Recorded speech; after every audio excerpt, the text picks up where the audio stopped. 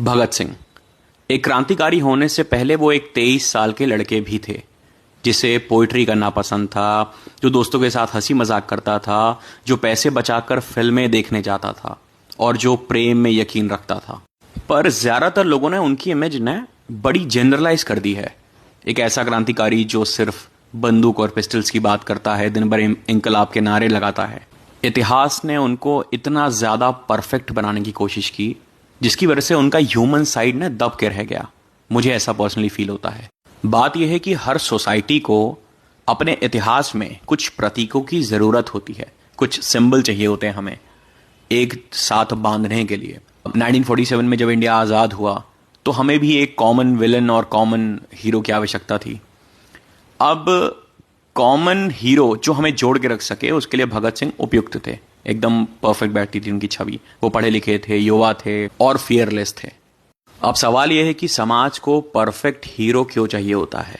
Society को हमेशा ऐसे उदाहरण चाहिए होते हैं, ऐसे एग्जाम्पल चाहिए होते हैं जो क्लियर और इजी हों, कॉम्प्लेक्स ना हो। और भगत सिंह कॉम्प्लेक्स थे, क्योंकि वो थिंकर थे, वो फिलोसोफर थे और जटिल थे। जब सोसाइटी को कॉम्प्लेक्स चीजें समझ नहीं आती हैं तो वो उन्हें सिंप्लीफाई करने की कोशिश करती है, जैसे भगत सिंह के साथ किया। उन्हें एक टैग दे दिया गया कि वो एक क्रांतिकारी हैं जो बम और पिस्टल वाला रास्ता चुनते हैं। शायद इसी वजह से लोगों ने उनके एक्शंस को ज्यादा ग्लोरीफाई किया और थॉट्स को नहीं। एक सवाल ये भी है कि क्या भगत सिंह में एज ए ह्यूमन कोई कमियां नहीं रही होंगी? डेफिनेटली रही होंगी, अगर हम उनका ह्यूमन साइड देखना चाहें तो।